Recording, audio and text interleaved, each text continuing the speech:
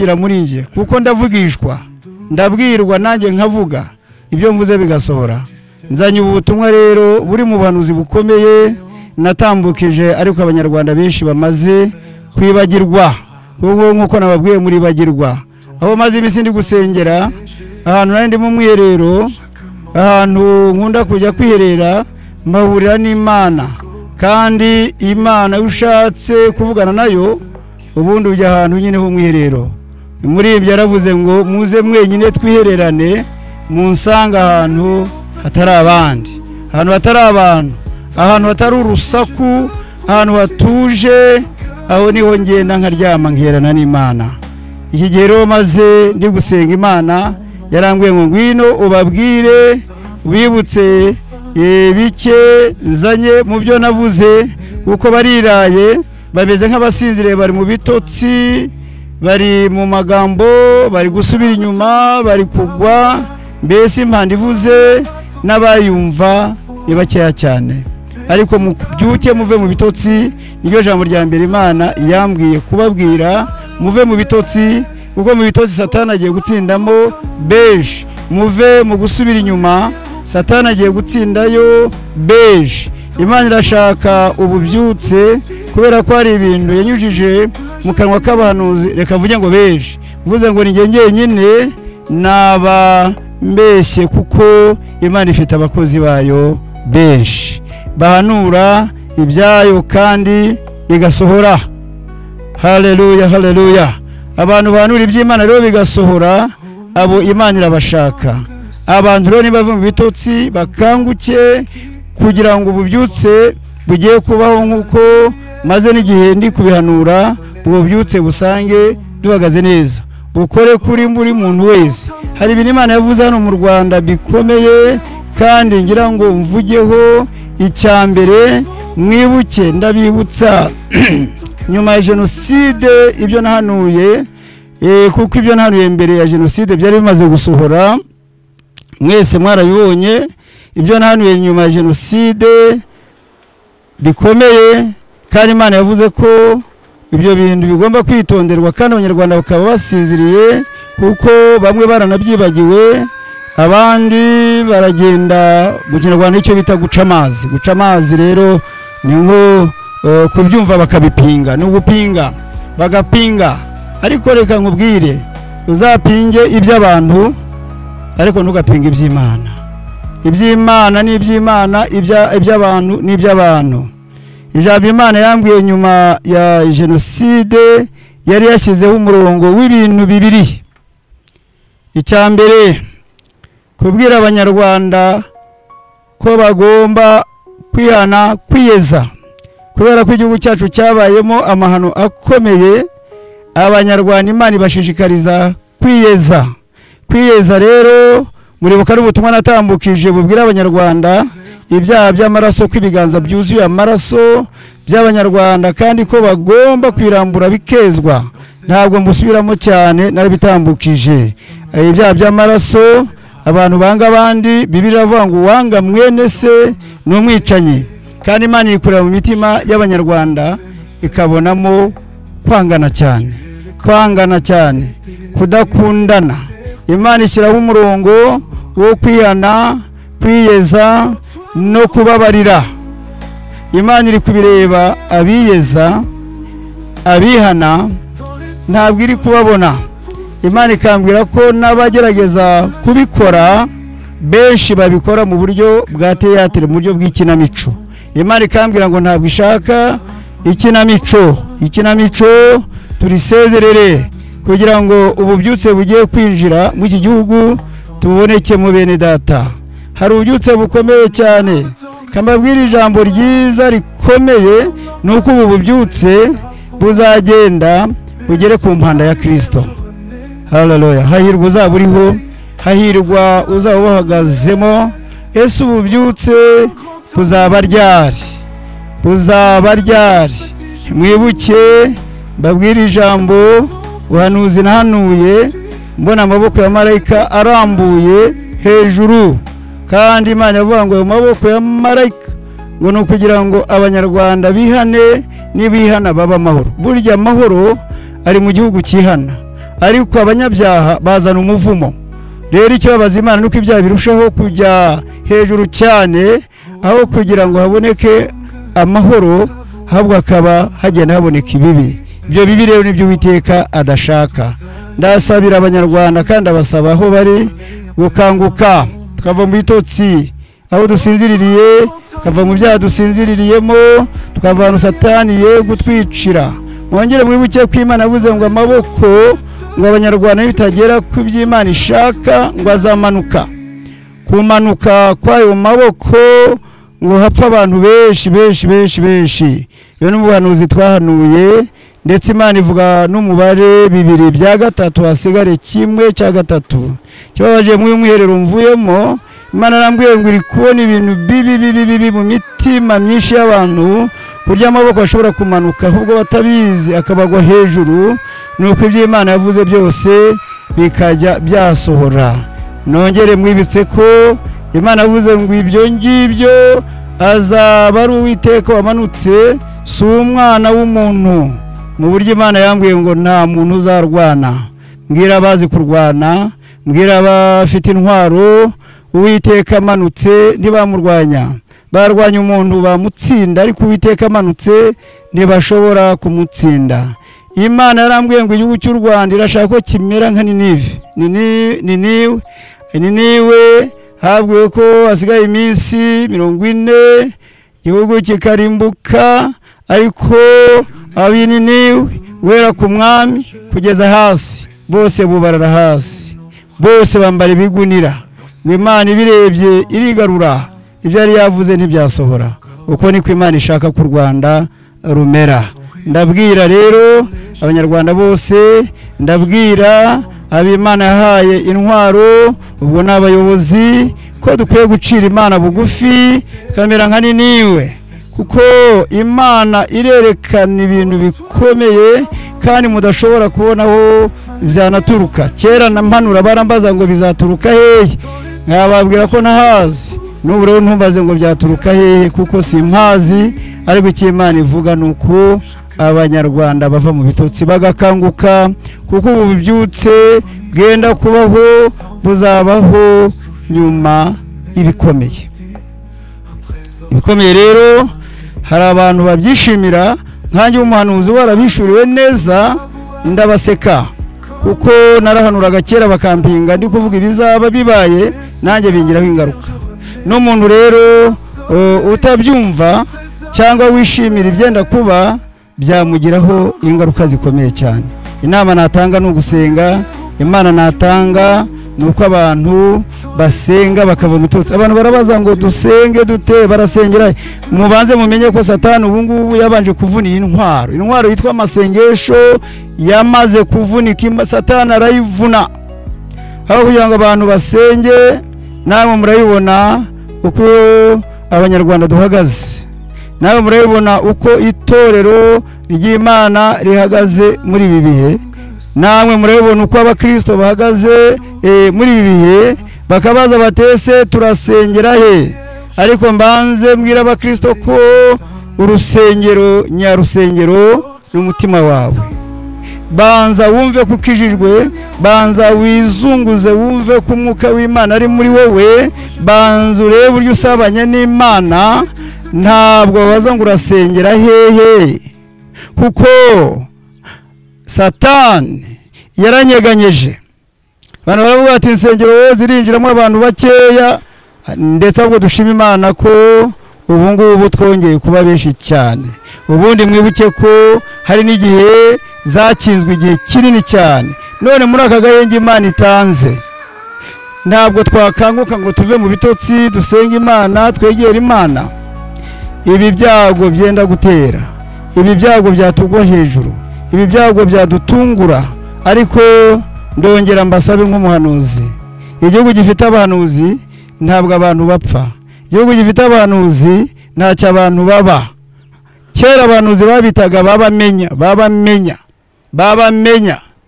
Abahanuzi barakenerwaga cyane n'ibwami, ntacyo bakoraga umuhanuzi atabanje kugishwa inama. Hano iwacu rero umuhanuzi ntimunamwumva, hano iwacu umuhanuzi ntimunamureba, hago murabatera amabuye abantu bajya bambaza ngo ubundi uri hehe nubu arabaza kumbaza tumaze iminsi ariko namaze kubavuga ko maze iminsi mu mwiherero ntukabaze ngo umuhanuzi amaze iminsi ye umuntu agira igihe cyo guhanura n'igihe cyo guceceka kugira ngo asengere ibyo yahanuye niba ari bibi biveho niba ari byiza bisohore umuhanuzi ntabwo ahora avuga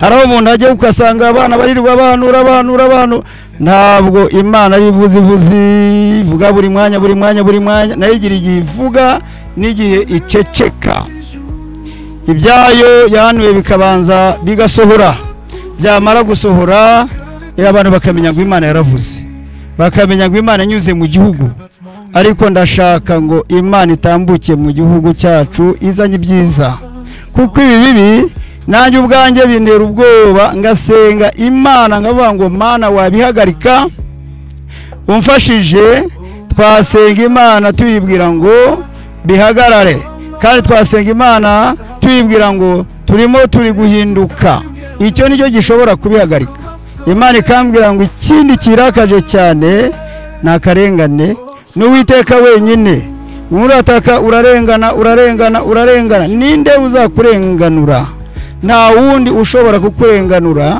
keretse Uwiteka wenyine mwibuke wa mugore wamaze imyaka 38 ku kidendezi yari yarabuze umujugunyamo ufite mwene wabo akaza kamujugunyamo nababwira ko ubu ngubu umuntu uriho n'ufite mwene wabo umujugunyamo n'ufite mwene wabo umutangira akagenda akamwitangira unyura mu nzego zose none wowe niba utamufite ninde uri bukurenganure ariko Imana arambwiye ngo ni Imana yita ku batagira shinge na rugero ni Imana irenganura abarengana ni Imana irenganura abari mu kaga rero wowe uri mu kaga ndagusabira umugoroba kandi mbikuye ku mutima Uwiteka kusange Imana ikurenganure oh haleluya nigeze nsengera umugabo umwe n'ubu ariho uwo mugabo yarampamagaye rwose abantu bamuhagarukiye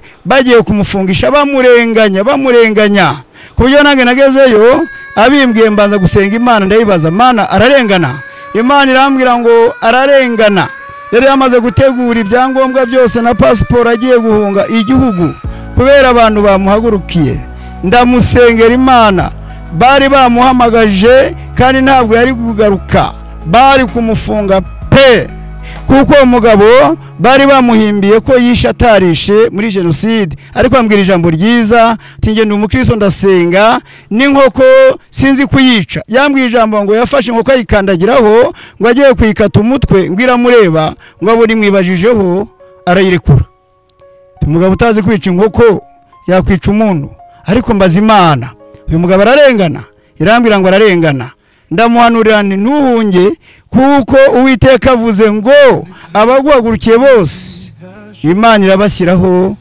bari bagiye gushyira nashimye Imana kuko umunsi yahamagajwe muri Gacaca basanze arengana ahubwo abamurenganyaga Gacaca bari bikatira babajyana 1930 hano gereza yabaga ya mbere barabafunga uwo mugabo nubu ariho n'ubu ushatse kwambwira ati nzamugushyire muganire mwaganira ari mu byishimo bikomeye ndibuka ko yatanze inka ebyiri zishimwe inka imwe ayishyira mu rusengero indi nka ayiha umuhanuzi yarayimaye ndayicyura ati waraye ijoro usengera ntabwo nanywa amata nari ngiye guhunga igihugu kambwira ngo ninkigumemo ko ntacyo nzaba ndabwira abantu barengana ko Uwiteka agiye kubarenganura nimurebe Imana rero bamwe muri kwiruka yego kwiruka ni ngombwa urakwibita hirya hino yewe abacamanza ndimo ndabasabira mugiye guhura n'ibibazo bikomeye kuko abagiye kubagana ni benshi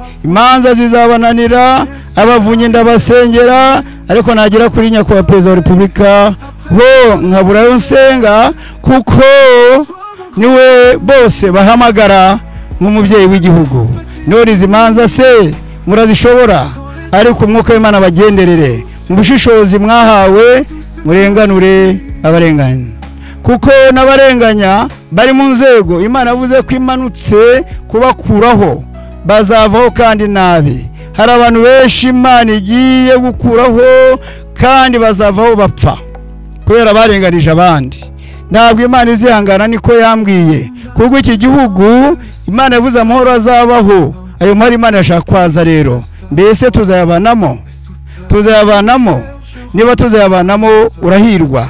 Aya mahoro Imana yavuze nyuma y'amaboko ya marayika, muyasengere cyane, azabaho asesuye, azaba umudendezo. Imana arambwiye ngo azaba ubyutse bukomeye, abe korari imwe izaba izenguruka igihugu cyose baririmba buzura umwuka wera. Ubuhanuzi buzongera bukore, abahanuzi bazongera benshi. Muri ibi bihe abahanuzi baracecetse, bamwe ndababaza ko mwacecetse, ese turavugira? Ariko Imana ntabwo ijya urayivugira. Wowe uvuga ngo uzavugira hehe? Ntabwo uhamagawe, ntabwo ufite umwuka w'Imana. Kuko ufite umwuka w'Imana no muhanda aravuga. Njya mbwira abantu umuhanuzi ni nk'umurwayi, akakarwara turwaye, aho kagufatiye uravuga, kandi uvuze ijambo riragenda. Haleluya. Njya mbabwira nkababwira ngo nge bamfunze keshi. Iyi mpano ndayubaha cyane. Impano nafungiwe, impano nagiye kwicirwa, impano natemaguriwe, impano mfitiye ibisari, ndayubaha. Ariko Uwiteka ambwire ngo vuga. Umusirikare ku rugamba aho watunguriwe ararasa, natwe aho dutunguriwe tugomba kuvuga. Niko kurasa kwacu mu buryo bw'umwuka wera. Rero wowe ufite impano y'Imana ukora neza, kuko hari abandi ubona ko bafite uburyo bahagurutse, hari abandi impano z'Imana bazigize business, bazigira ibihahisho, bagoramye. Nange njya mbareba, ndeba abana birirwa bavuga bavanga ibintu, ariko impano y'Imana itwarwa neza.